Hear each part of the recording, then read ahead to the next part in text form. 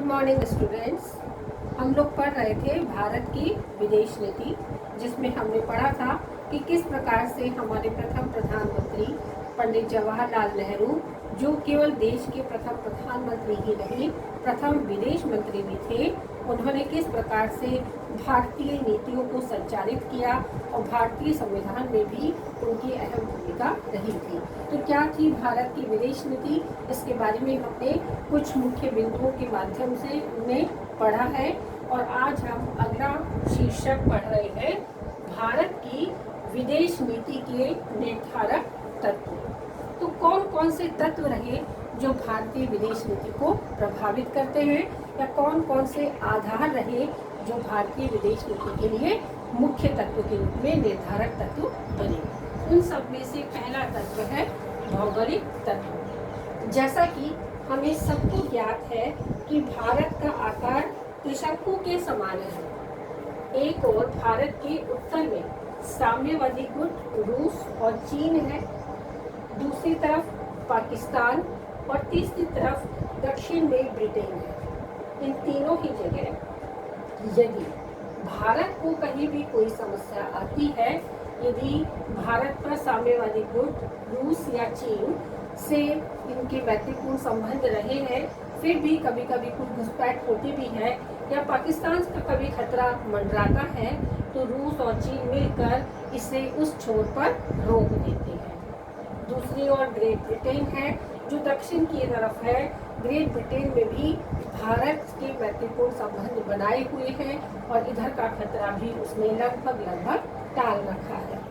यदि हम देखते हैं कि रूस और चीन बिल्कुल समीप है, एक छोर पर पाकिस्तान है तो दूसरी छोर पर समुद्री सीमाएं घिरी हुई है।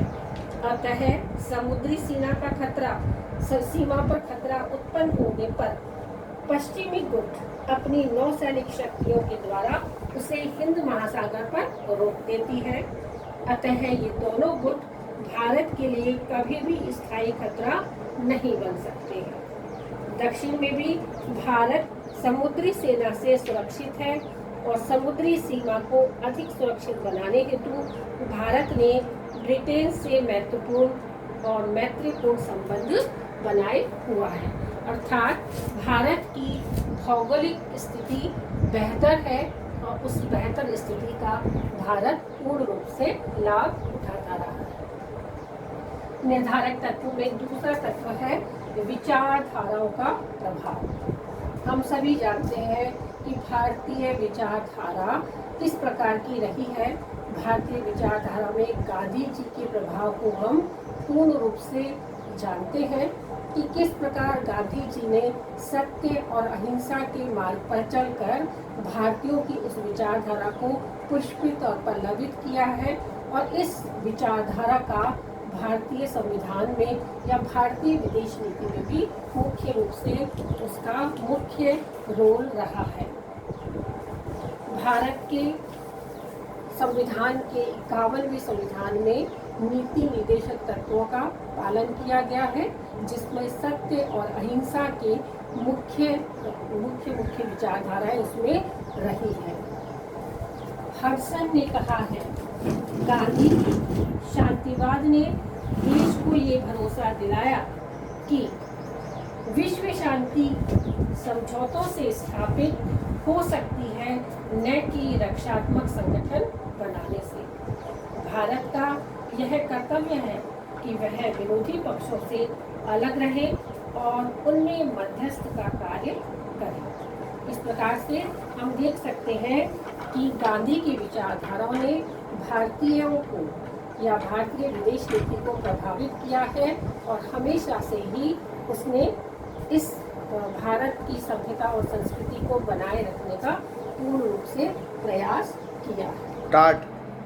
विदेश नीति के निर्धारक तत्वों में अगला पॉइंट है आर्थिक तत्व।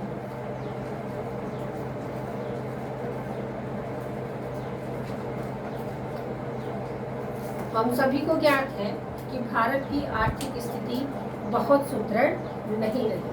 स्वतंत्रता से पूर्व सोने की चिड़िया कहलाने वाला भारत अब उतनी आर्थिक स्थिति में सुदृढ़ता नहीं रखता है।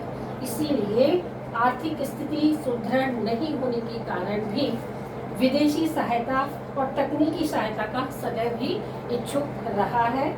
भारत ने समस्त